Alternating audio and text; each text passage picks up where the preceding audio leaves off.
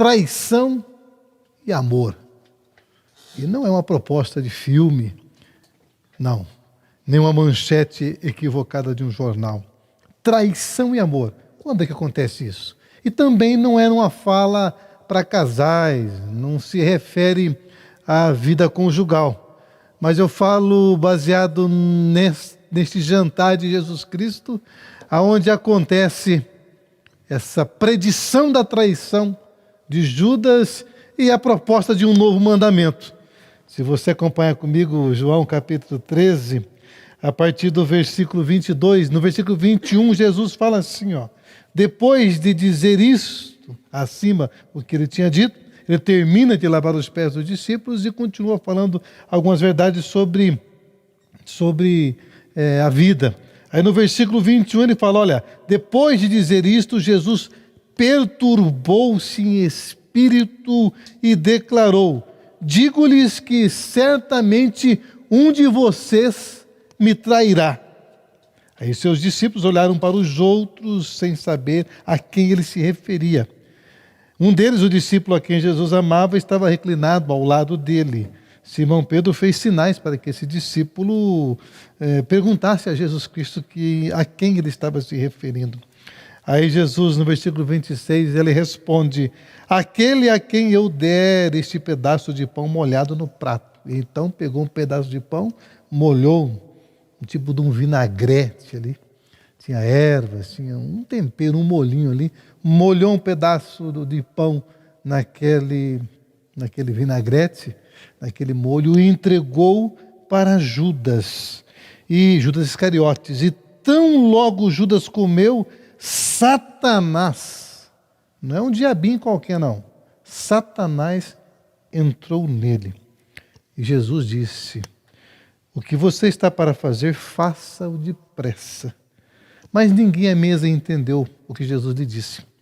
E visto que Judas era o encarregado de comprar as coisas, o encarregado do dinheiro, alguns pensaram que Jesus estava pedindo para que ele fosse comprar alguma coisa ou dar alguma esmola para os pobres. E diz que assim que Judas comeu do pão molhado, ele saiu. E a Bíblia diz que era noite. Interessante porque o escritor coloca que era noite. Aí no versículo 34 Jesus fala assim, um novo mandamento eu lhes dou, amem-se uns aos outros, como eu vos amei, vocês devem amar-se uns aos outros. Com isso todos saberão que vocês são meus discípulos, se vocês amarem uns aos outros. Traição e amor. Até parece que os dois não conseguem andar sozinhos, mas não é possível andar em amor por causa da queda, por causa do pecado, por causa da nossa condição pecaminosa, por causa da natureza adâmica que existe em nós. Me parece que sempre acontece que, mesmo que o amor esteja presente, acontecem as traições. E na vida de Jesus não aconteceu diferente.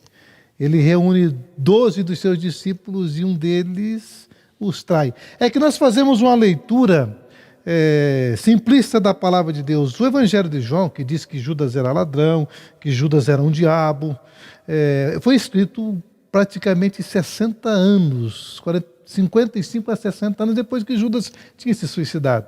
Aí quando o escritor traz essa fala, dá a impressão que Cristo escolheu um ladrão para segui-lo. E Jesus não escolheu um ladrão. Está parecendo que Jesus escolheu, já sabendo de antemão que era um traíra, e conviveu com ele sabendo de tudo isso. Mas não é bem verdade. Eu estou dizendo aqui do Jesus homem, do Jesus que escolhe homens, a despeito das suas falhas, da tua miséria. Se Jesus tivesse escolhido, determinado que um seria ladrão, que Judas era ladrão, ele vai lá e escolhe, aí seria cinismo da parte de Cristo caminhar com esse discípulo desta forma. A verdade é que, claro, daí você vai falar, mas na presciência de Deus, Deus havia determinado todas as coisas. Não, que Deus é soberano, é presciente e conhece todas as coisas, eu sei de tudo isso. Mas eu prefiro fazer a leitura dos evangelhos no chão da realidade, do que aconteceu. A verdade é que Jesus chama os seus discípulos e Judas se perde na caminhada. Judas, ele se equivoca com a expectativa que ele tem de Jesus. E normalmente toda traição em qualquer esfera, em qualquer relacionamento, ela acontece porque alguma expectativa foi frustrada. Aquilo que você esperava de alguém não acontece, e partindo desse princípio, o teu coração começa a ficar cheio de tristeza, de decepção, de frustração. O seu olhar é cego. A sua forma de ver o outro muda, e dali para acontecer a traição é um passo. Traição, seja ela em qualquer área, relacional, conjugal, sexual, enfim. Parte do princípio de uma expectativa frustrada. E Judas teve as suas expectativas frustradas, totalmente. Se você analisar, Judas era um cara inteligentíssimo. Judas tinha uma leitura equivocada da lei do Antigo Testamento, e ele gera expectativa equivocada com relação ao Messias, porque ele esperava o Messias, como todos os discípulos. Aliás, todos eles se frustraram com Jesus Cristo. 2 deles até caminho de Emaús, já decepcionado. O cara morreu. Depositamos todas as fichas e ele morre. E Judas, por ser um dos mais inteligentes, inclusive, do grupo, ele gerou no seu coração a expectativa do Messias que vinha com um reino que libertasse Israel de Roma. E Jesus Cristo, na sua caminhada, nos seus primeiros 2 anos principalmente, deu tudo a indicar que de fato ele era o Messias, porque ele fez, como nós já aprendemos, todos os milagres que o Messias faria. Aí, nós lemos no capítulo 12, é o mesmo evento, poucos dias antes, que ele entra montado num jumentinho em Jerusalém, e o povo aclamando: eis o nosso rei, o rei de Israel. Aquilo Judas encheu o coração, falou: é agora. Agora o cara vai chegar e vai arrebentar com tudo, vai tomar Israel de Roma, vai provocar uma revolução e nós vamos reinar. Não só ele queria reinar, mas os outros 12 também queriam reinar sobre Israel.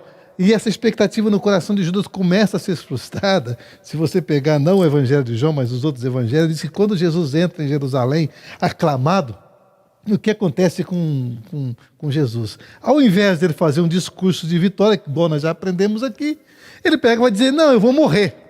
Mas não bastasse ele falar que ia para a cruz e ia morrer, um outro texto diz que ele vai para o templo, e lá no templo, ao invés de ele agradar um pouco os sinédrios, os religiosos, fazer uma média. O povo já me aclamou como rei. Essa é a expectativa do coração de Judas. O povo já me aclamou como rei. Chega mais devagar, Jesus, no templo. Ele chega no templo, aí já chuta a mesa, esparrama pomba, excomunga todo mundo, pega chicote, bate no pessoal. Aí Judas falou: eu não acredito. Já tem tudo para ser o Messias. Mas ele não quer, ele quer morrer, quer ir para a cruz. Porque, na verdade, Judas começa a revelar seu coração um pouco antes. Porque ele gera essa expectativa do Messias libertador de um reino externo. Mas ele não percebeu que o reino que estava falido e que estava oprimido era o reino interno do coração dele, com as suas compreensões erradas. Um tempo antes, Jesus Cristo estava na casa do Simão, um leproso. O Messias na casa de leproso, é brincadeira, Jesus tem cada companhia. A Maria chega, quebra um vaso de alabastro, de um perfume caro, e desperdiça ali nos pés de Jesus. Ali ele falou: puxa vida, esse Messias está diferente. Está na casa desse Simão. Aí agora essa mulher vem e quebra esse perfume, e ali ele começa a revelar-se a insatisfação do coração. Ele fala: por que não pegou esse dinheiro e não deu para os pobres? Podia ter comprado esse dinheiro e dado aos pobres. Mas é interessante que depois ele trai a Cristo por 30 moedas, que era preço, no mínimo, a terça parte do valor daquele perfume que Maria usa no corpo de Cristo, ainda vivo. Porque Maria queria deixar esse momento de adoração explícita na vida de Jesus Cristo e na vida dela. Mas ele traz Jesus por muito menos. Ali ele começa a revelar o coração, a insatisfação e a frustração do Messias, que parece que viria para libertar, mas não vem. Vem falando de um mundo interno, de um coração, de um reino que precisa habitar primeiro dentro. Porque se ele não habitar dentro primeiro, ele não tem suas implicações lá fora. Se a mudança não começar de dentro do coração nosso, não haverá revolução externa. É por isso que a companhia de Jesus é perigosa, irmão. Por quê? Esse Paulo Costa fala cada coisa, né? Depois você vai editar, né, Gê? A companhia de Jesus é perigosa porque a companhia de Jesus com a expectativa errada pode gerar Judas em nós. O Judas esperava um revolucionário e não percebeu o amoroso.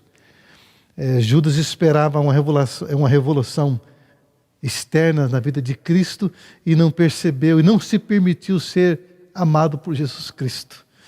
Judas gerou uma expectativa tão grande no coração com relação a Cristo, mas não aprendeu a amar o Cristo. Porque, na verdade, ele até decidiu seguir Jesus, mas ele se perdeu no caminho, porque com a frustração ele foi se revelando. Tanto é que diz que ele pega o pão molhado, come e sai, e a partir dali Satanás entra no seu ser. E é muito interessante isso, é até assustador isso, porque o que Cristo estava fazendo? Se é um de nós e pega um traidor desse, o que não fazer? Vamos dar uma surra no cara. Ou no mínimo vamos esculachar ele. Pô, você vai estar aqui na minha mesa, comendo comigo, e você me trai. Vou dar uma surra em você. Mas Jesus traz ele para o último jantar e ainda espera, lava os pés do cara, gasta tempo, pega pedaço de pão molhado, molha, entrega para ver se o Judas se enxergava. Porque até ali a frustração dele era grande. E é muito interessante que o Pedro já fica louco, não quer que lave os pés. O Judas era introvertido, era quieto. E Satanás possui ele naquele momento. E não é por todo o tempo que a gente pensa que Satanás entrou e não saiu mais até ele se suicidar. Não tem nada a ver uma coisa com outra. Satanás entrou naquele momento para que ele, de fato, colocasse o plano dele, que era de trair Jesus Cristo. Mas a gente está acostumado com possessões de diabo que grita, que bagunça, e que rebenta tudo, e que um monte de gente segurando. Esses demônios são perigosos, sim. Eu já tive experiências terríveis com esse tipo de demônio. Mas esses não são os mais perigosos. Os mais perigosos é esses que são silenciosos. É esses que, partindo de uma frustração muito grande com relação a Jesus Cristo, porque não percebeu a companhia de Cristo tentando mudar primeiro você, e chega ao ponto de serem possuídos por Satanás. Ou seja, possuídos por Satanás e ir trair a Cristo, no sentido de que tudo quanto Cristo falou até agora não faz mais sentido. Então, eu abro mão de tudo isso e eu possibilito, dou uma mãozinha para que tudo se destrua de fato. Esse é o perigo, amado. A companhia de Jesus, ela é poderosa para nós, para nos fazer enxergar, nos transformar e nos moldar. Mas quando a expectativa que eu tenho de Jesus Cristo é uma interpretação errada, inclusive do Antigo Testamento, inclusive da lei, o Messias vinha, mas não dessa forma que os Judas e os fariseus interpretaram.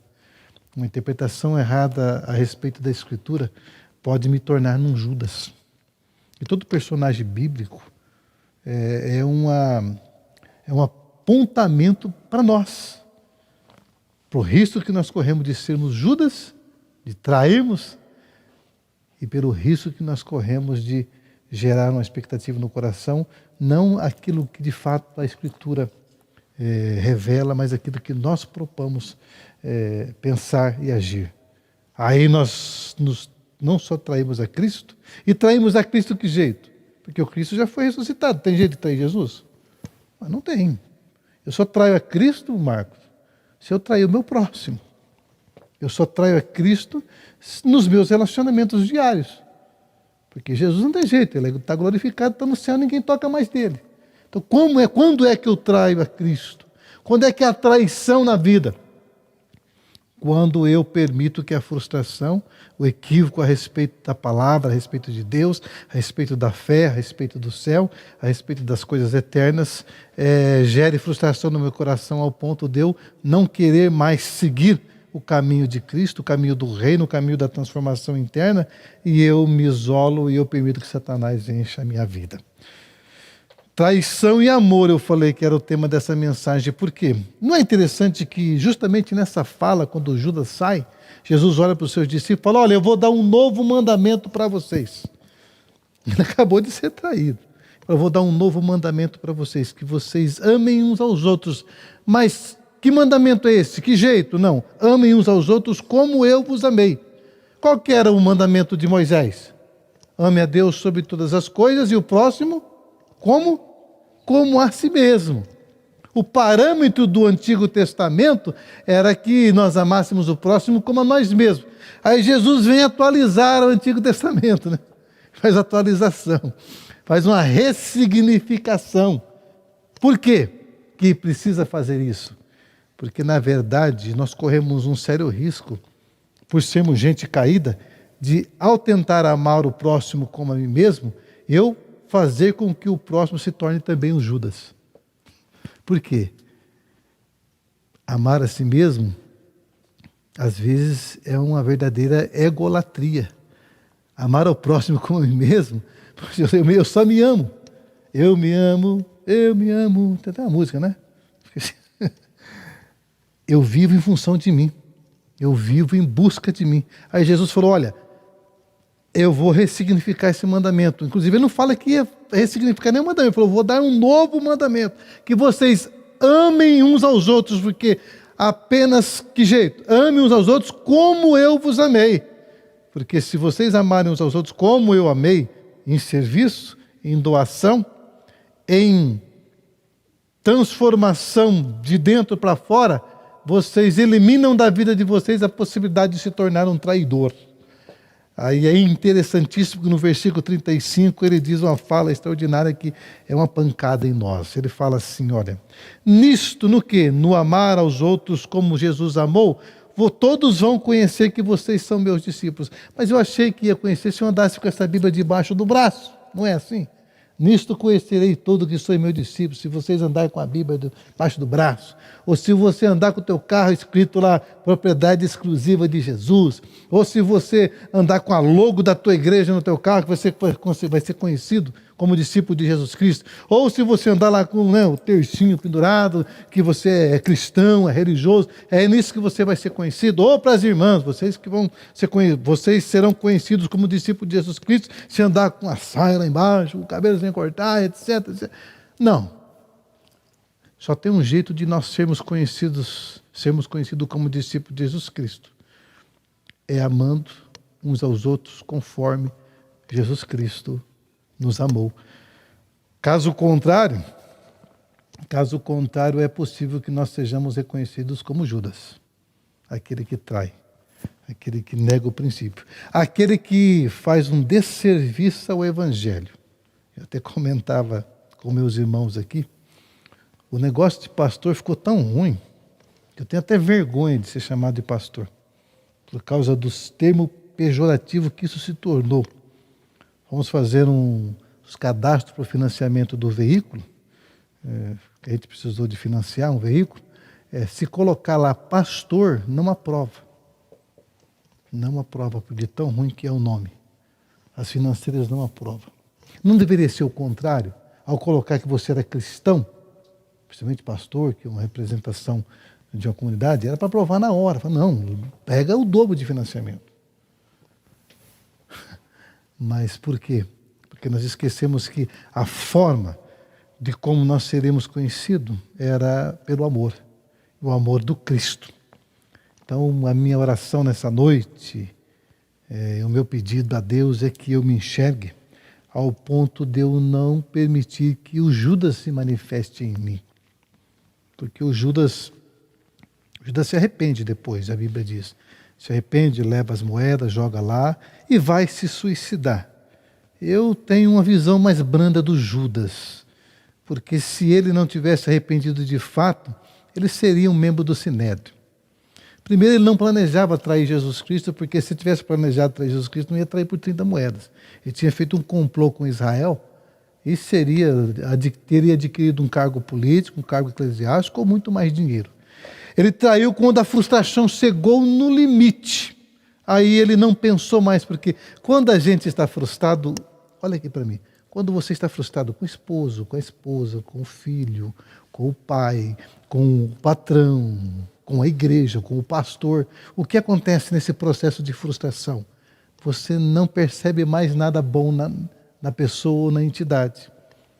A frustração toma tanta conta do teu coração que o Judas não percebeu mais os milagres, a bondade, a companhia de Jesus Cristo, tudo que ele fez de bom, os sinais que ele deu, comprovando que ele era o Messias de Deus. A partir daquele momento de frustração grandiosa de Judas, a sua mente foi ofuscando. Tanto é que ele sai e os outros nem perceberam que ele saiu para aquele fim de trair Jesus Cristo. Ou seja, ele não conseguiu rever a sua decisão, de tão cego que ele estava, de tão frustrado que estava. E depois você já sabe a história, ele se suicida. E cabe a Deus saber aonde ele está. Mas se ele não tivesse arrependido de fato, ele estava no sinédrio, com certeza. Que o Senhor nos livre das frustrações. E a única forma de nós não nos frustrarmos uns com os outros, primeiro é gerando menos expectativa no outro, até porque o outro não tem obrigação nenhuma de suprir a expectativa que eu gerei dele, que eu criei. Segundo, é se consertando.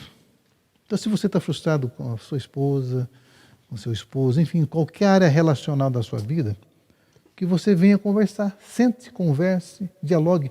Não permita que esse sentimento corrompa o seu ser, ao ponto de Satanás te possuir. Cuidado, cuidado. Agora, o antídoto para tudo isso é amar como Jesus amou. Escuta aqui, eu e você temos sido conhecidos como discípulos de Jesus Cristo porque amamos? Quando olham para mim e para você, vamos fazer uma análise aqui. Quando olham para vocês, meus irmãos que estão aqui, o pessoal olha e fala, puxa, que pessoal bacana, parece demais com Jesus. Porque ama de verdade.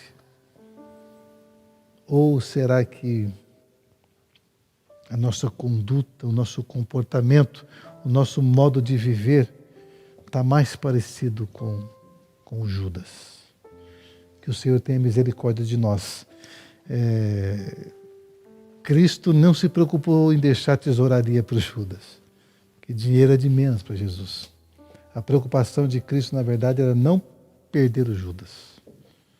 Ele não queria perder o Judas. Ele investiu todas as cartas, todas as misericórdias no coração do Judas. Mas até aquele momento da traição ele não conseguiu reverter. Ao arrepender-se, só Deus sabe o que aconteceu no seu coração. Que nós sejamos achados com esse Messias Jesus Cristo e que essa presença, essa companhia de Jesus não nos torne no Judas, mas nos torne em discípulos amados, em filhos queridos transformados pelo amor, pela graça. Que a companhia de Cristo ressignifique em nós e corrija a nossa ótica, a nossa visão sobre quem Deus é, sobre quem Jesus é, inclusive sobre que reino que Ele quer estabelecer. E, em primeiro lugar, o reino dele dentro de mim, dentro de nós. Porque parece que habita em nós, parece que habita no trono do nosso eu, muitas vezes, outro rei e não Jesus. E eu já te digo de antemão, ele não ocupa o segundo lugar. Ou ele é o primeiro, ou não ocupa lugar nenhum. Então que essa noite seja uma noite de reflexão, para que nós sejamos encontrados por esse Cristo, e mesmo a despeito dos momentos de Judas que nós tivemos, e das traições que nós cometemos em todas as esferas, que nós sejamos achados pela graça de Deus, pelo perdão de Cristo. Que ao oferecer a mesa da comunhão, como Cristo ofereceu a Judas, que essa mesa da comunhão seja um momento de transformação na nossa vida. Que os relacionamentos que nós desenvolvemos, amados, sejam relacionamentos de amor, como Cristo amou, como sinal do reino e da proposta de ser discípulos dele. Que a cada contratempo, a cada possibilidade de Satanás entrar em nós, não estou falando de possessão, estou falando de espírito, de divisão e de inconsistência na vida, que a cada resquício, indício disso, nós paremos, sentemos, oremos, nos perdoemos e caminhemos firmes, mostrando para todo mundo que de fato amamos como Jesus amou. Que sejamos conhecidos em Arapongas por causa do amor. Não é por causa do templo que nós estamos construindo. Vai ficar bonito, tá? Já está bonito, você imagina quando acabar. Mas que o templo seja apenas um referencial físico, geográfico. Mas que nós sejamos esse referencial de amor para todos quantos estão em busca de referenciais. Que olhem para nós e digam: ali há um cristinho, né? Não um cristão, não um cristinho. Um pequeno Cristo, cheio de Deus, cheio de amor. Ainda que falhe, mas aos pés da cruz, aos pés da graça. E que as nossas vidas, amados, sejam marcadas pelo amor. Se quem sabe até hoje a tua vida foi marcada por traições, que a partir de hoje, por causa desse resgate de Cristo, dessa proximidade de Cristo, que a partir de hoje, por causa dessa compreensão de que é possível caminhar com Cristo, estar na companhia dele e ser transformado, que a sua vida seja marcada pelo amor, que a sua vida seja marcada pela paz, que a tua vida seja marcada e você seja um referencial de Cristo para a humanidade.